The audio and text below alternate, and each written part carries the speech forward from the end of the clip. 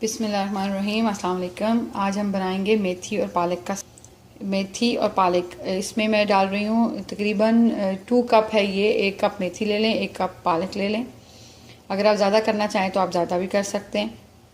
इसके अलावा इसमें मैं थोड़े से 2 पुदीने के पत्ते और धनिया ले रही हूँ, थोड़ा सा धनिया। इसके अलावा मैंने ये गार्लिक ले लिया है, इसको मैं बाद में यूज़ करूँगी, फिर मैं आपको इंशाल्लाह साथ साथ बताऊँगी। इसमें मैं 3 से 4 आलू डाल रही हूँ, 3-4 red chilli, dry red chilli है, सूखी मिर्च, और इसके अलावा इसमें ये जिंजर जाएगा। मसालों में सिर्फ चुटकी सी हल्दी और टेस्ट के हिसाब से नमक, और हाफ़ टी स्पून में डालूँगी रेड चिली पाउडर। अब इसके अंदर डालेंगे टमाटर, जो मैंने ऑलरेडी काट के और ऑयल में डालकर इनको मैंने पकने के लिए रख दिया है। सबसे पहले ऑयल में red chilli, dry red chilli डालें और उसके ऊपर मैंने टमाटर डाल दिए। अब टमाटर जब थोड़े नरम हो जाएंगे तो मैं इसके ऊपर हल्दी, नमक और मिर्च डालूंगी, और साथ साथ इंशाल्लाह मैं आपको दिखाती हूँ। ऑयल जो है वो आप अपनी मर्ज़ी के हिसाब से डालें, अगर ज़्यादा खाते हैं तो ज़्यादा, और अगर कम खाते हैं तो कम। मैंने इसके अंदर 4 से 5 टेबल स्पून जो है वो ऑयल डाला है। अब देखें टमाटर हमारे थोड़े नरम हो गए हैं, तो अब इसके अंदर हम लोग ये जो हल्दी, नमक और मिर्च मैंने रखा है, हम ये सब ऐड करेंगे। नमक, हल्दी और मिर्च ऐड करने के बाद थोड़ी देर मैं इसको और पकाऊंगी। उसके बाद इसके बीच में मैं साग और मेथी मिक्स कर दूँगी, दिखेंगे ये इसके अंदर।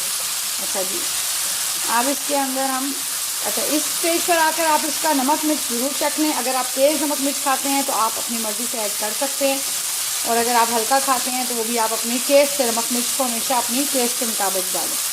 अच्छा जी, अब इसके बीच में मैं मेथी और पालक ऐड कर दूँगी। ये देखें जी, मेथी पालक इसमें मिक्स हो गया। अब आप इसके फ्लेम को आहिस्ता कर दें, इसको स्लो फ्लेम करें, और इसमें पानी डालने की ज़रूरत नहीं है क्योंकि पालक और मेथी पानी इसमें से खुद से बहुत निकलता है। अब इसको हम लोग कवर करेंगे और थोड़ी देर इसको पकने के लिए रख देंगे, इतनी देर कि जब तक ये गल जाए।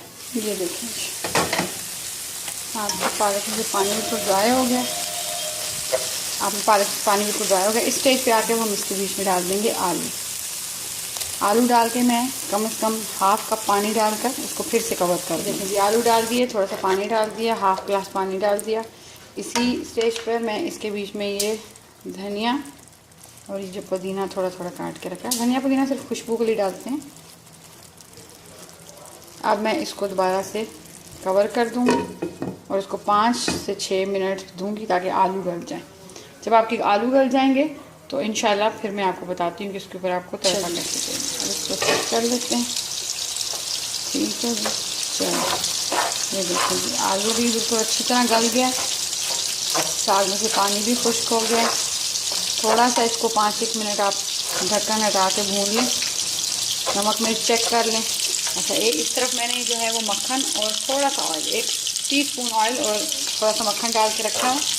अब इसके अंदर ये जो हम लोगों ने गार्लिक और जिंजर काट के रखा था, इसको फ्राई करेंगे।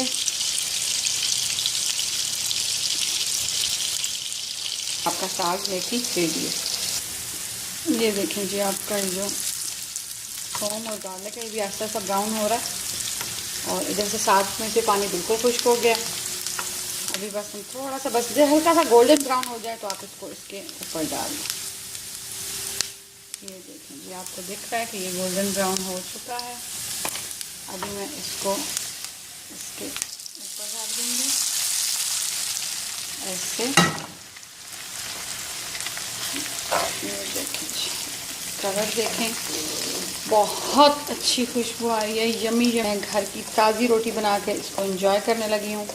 आप लोग ज़रूर ट्राई करें और ज़रूर फीडबैक दिया करें कि आपको चीज़ कैसी लगती है, और अगर आपकी अपनी कोई फरमाइश हो तो आप वो भी कर सकते हैं। मैं इंशाल्लाह बनाने की कोशिश करूँगी। उम्मीद करती हूँ कि रेसिपी पसंद आएगी। पसंद आए तो लाइक करें, सब्सक्राइब करें। बहुत शुक्रिया। अल्लाह हाफ़िज़।